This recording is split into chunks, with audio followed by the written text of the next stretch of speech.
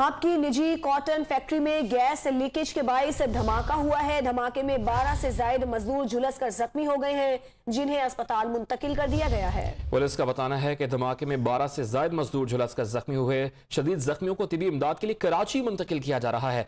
John news के नुमाइंदे इस्माइल सासूली ने हमें ज्वाइन किया है। इस्माइल, बताएगा जख्मियों की हालत से मुतालिक क्या बताया जा रहा है?